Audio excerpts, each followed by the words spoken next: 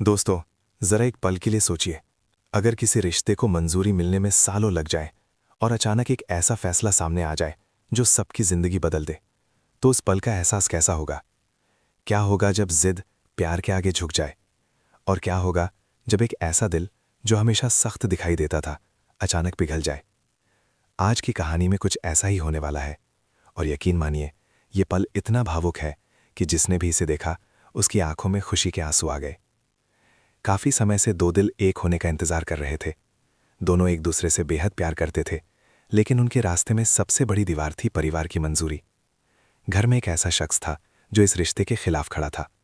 उसकी जिद इतनी मजबूत थी कि सबको लगने लगा था कि शायद ये रिश्ता कभी मंजिल तक नहीं पहुंच पाएगा।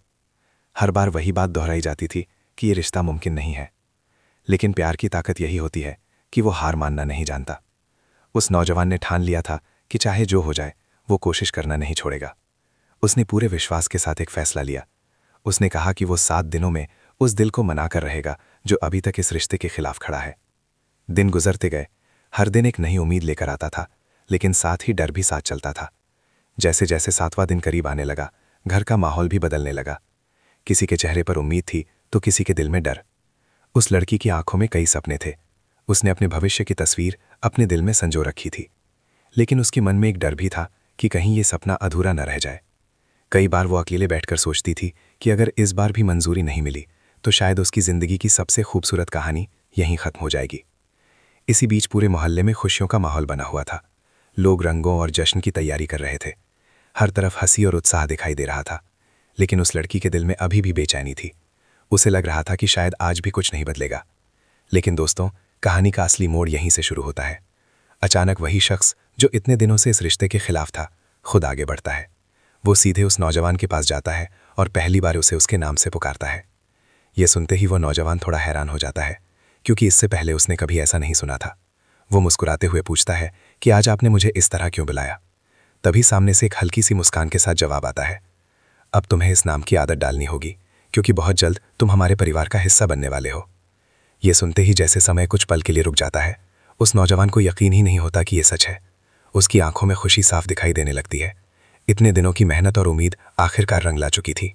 वो तुरंत आगे बढ़ता है और उस बड़े का हाथ पकड़कर सबके सामने ले आता है। वहां मौजूद लोग ये सब देखकर हैरान रह जाते हैं।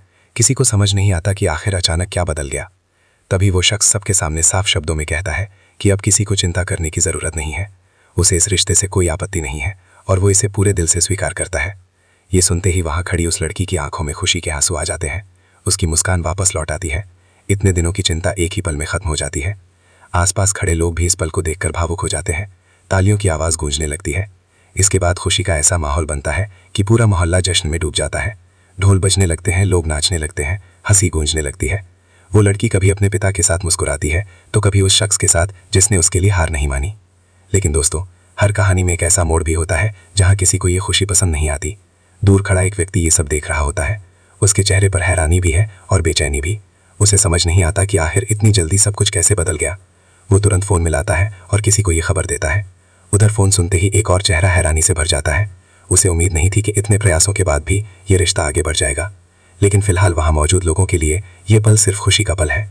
कुछ लोग कहते हैं कि सच्चा प्यार हमेशा जीतता है और शायद यही इस कहानी का सबसे बड़ा संदेश है। अब सवाल ये है कि आगे क्या होगा? क्या ये खुशी हमेशा बनी रहेगी या फिर किस्मत कोई नया मोड़ लेकर आएगी?